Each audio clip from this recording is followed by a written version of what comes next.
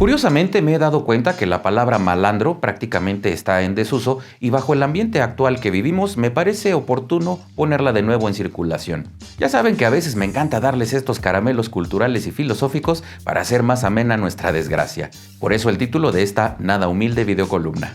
La palabra malandro, que en algunos países de América se refiere sobre todo a un delincuente juvenil, se explica por derivación regresiva de malandrín. La palabra malandrín, bellaco, mal sujeto, a veces también ratero o ladrón, procede del italiano malandrino, donde designa a ladronzuelos, vagabundos y gente de mal vivir. Si bien dentro del italiano algunos han intentado explicarlo como un compuesto del latín malus, malo, y landrino, un derivado del germánico land, país, comarca o región, la etimología quizá más verosímil es la que lo relaciona con el latín tardío malandrium, malandria o malandra.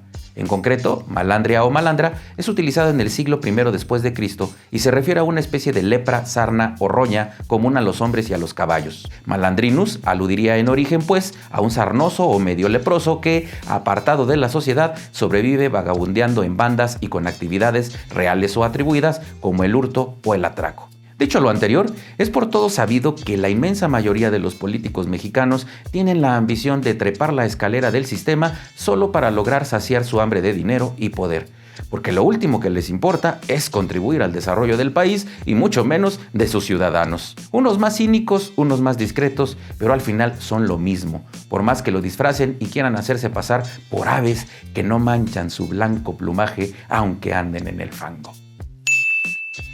El político nace, crece, es designado candidato, hace campaña y repite las tradicionales tranzas y agandalles propios de los funcionarios públicos.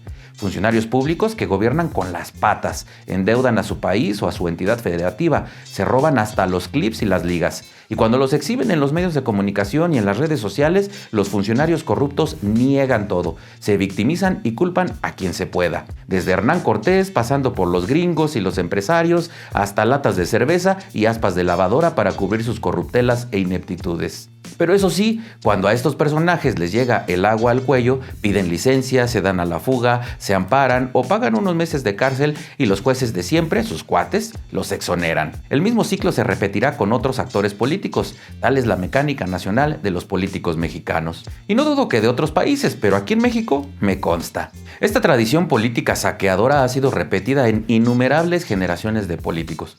Políticos de carrera, empresarios metidos a la política, políticos resentidos con sus partidos y postulados por la oposición, múltiples parientes de los políticos, no pocos actorcitos, cantantes de medio pelo y hasta futbolistas en retiro que saltan de las canchas a las ubres del presupuesto. Saludos a Cuauhtémoc. Todos ellos llenan los requisitos, poseen el perfil que se requiere para los políticos mexicanos, buitres o pilotes carroñeros, corruptos y malandros. Ejemplos de esta clase de políticos sobran, de todos los partidos, colores y corrientes. Pero hoy, los morenistas que se encuentran en el gobierno de López Obrador representan perfecto lo que menciono, justo cuando dijeron y siguen diciendo que precisamente ellos eran diferentes. Basta recordar el autoexilio a Francia del ex jefe de gobierno Ebrard, hoy canciller del viejo guango, quien al ver las dimensiones penales en que incurría por el cierre de varios meses y reparación de la línea dorada del metro, mejor decidió emigrar a la Ciudad Luz. Se cometieron al menos 5 delitos: peculado, pagos indebidos, uso indebido de ejercicio público, uso indebido de atribuciones y facultades y ejercicio abusivo de funciones.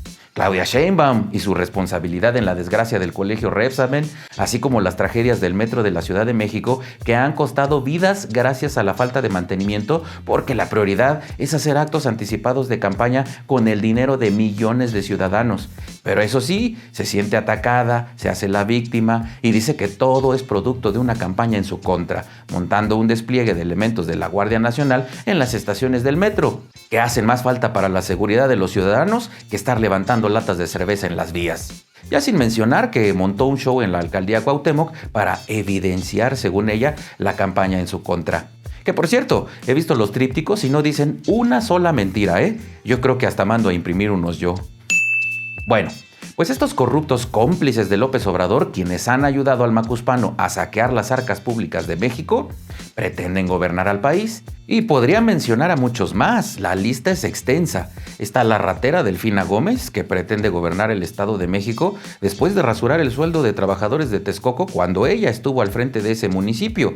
Además de Alacep también. Yasmín Esquivel, la ministra que plagió su tesis y se resiste a dejar su cargo a pesar de las evidencias.